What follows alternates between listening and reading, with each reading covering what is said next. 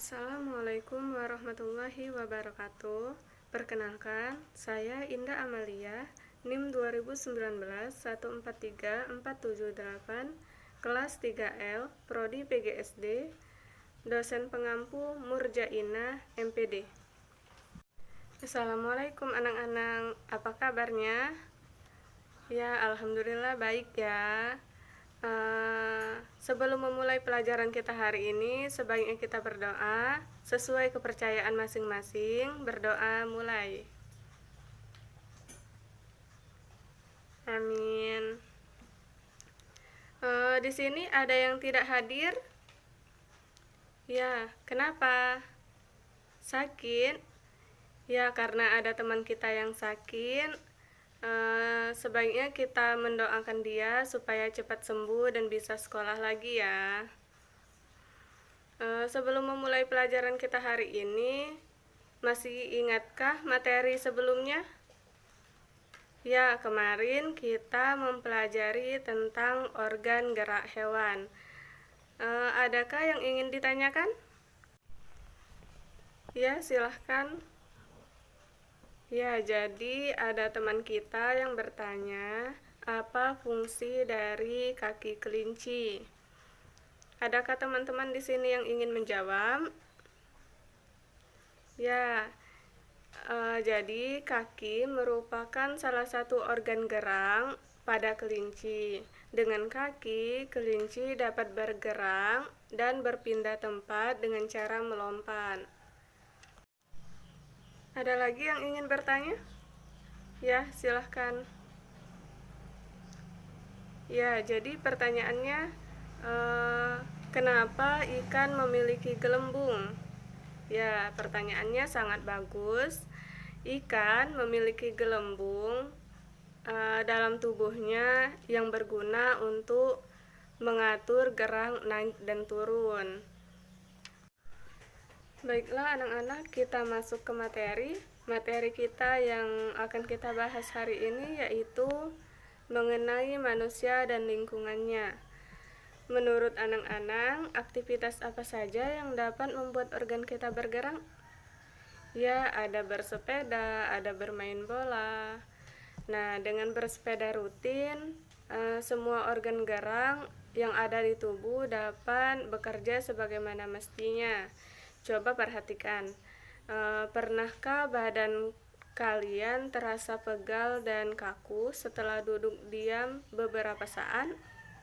Ya, itu karena pada saat duduk diam dalam waktu yang lama, organ-organ gerak pada tubuh tidak bekerja sebagaimana mestinya.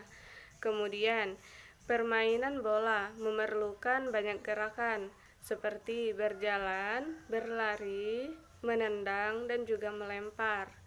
Hampir semua bagian tubuh aktif. Tentunya hal ini mengharuskan semua organ gerak dalam tubuh, baik itu otot maupun tulang, bekerja secara baik. Kemudian macam-macam alat gerak. Alat gerak terbagi menjadi dua, yaitu alat gerak pasif dan alat gerak aktif. Alat gerak pasif berupa tulang dan alat gerak aktif berupa otot. Kedua alat gerak ini akan bekerja sama dalam melakukan pergerakan sehingga membentuk suatu sistem yang disebut dengan sistem gerak. Kemudian bagian rangka tubuh manusia. Di sini ada gambar, juga ada panahnya.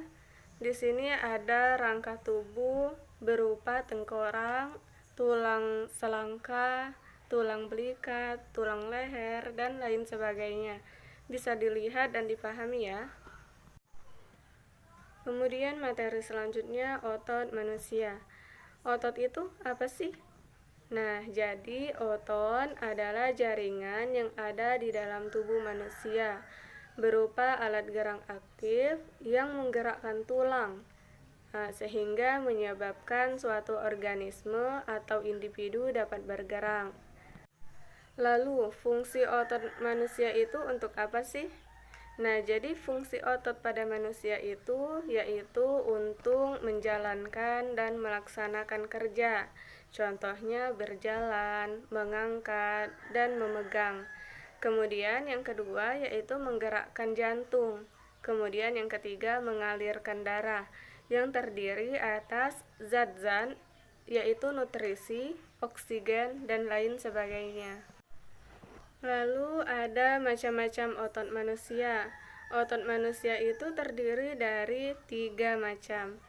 Yang pertama ada otot polos. Otot polos adalah otot yang bekerja tanpa kesadaran kita, yang dipengaruhi oleh sistem saraf tak sadar atau saraf otonom. Kemudian yang kedua ada otot luring. Otot luring adalah otot yang menempel pada rangka tubuh manusia yang digunakan dalam pergerakan. Otot luring adalah otot yang bekerja di bawah kesadaran. Otot luring juga dinamakan otot rangka. Kenapa ya? Yaitu karena menempel pada rangka. Dinamakan otot luring karena adanya sisi gelap dan terang yang selang-seling. Kemudian yang ketiga ada otot jantung. Otot jantung adalah otot yang bekerja secara terus-menerus, tanpa istirahat atau berhenti. Otot jantung merupakan perpaduan antara otot luring dan otot polos, karena adanya persamaan yang ada pada otot jantung. Misalnya, memiliki sisi gelap dan terang, dan inti sel yang berada di tengah. Kemudian materi selanjutnya yaitu macam-macam gerak otot. Yang pertama ada gerak meluruskan.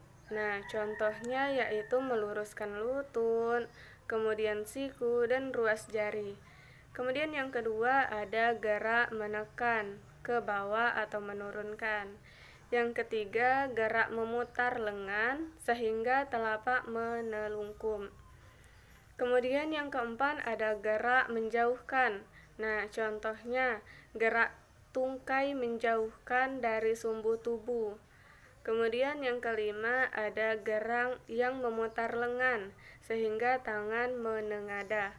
Kemudian yang keenam ada gerak yang mendekatkan sumbu tubuh. Misalnya gerak yang mendekatkan tungkai dengan sumbu tubuh. Kemudian yang ketujuh atau yang terakhir ada gerak yang membengkokkan. Contohnya membengkokkan siku, ruas jari, dan juga lutut.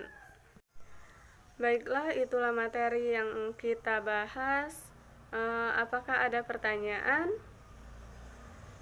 Ya, jadi pertanyaannya apa fungsi otot jantung?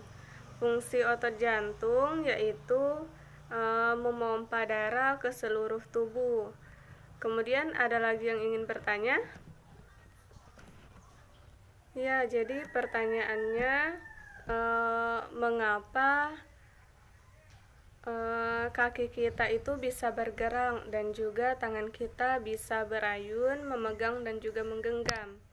Yaitu karena kaki dan tangan kita itu bisa bergerak karena pada kaki dan juga tangan kita terdapat tulang dan juga otot.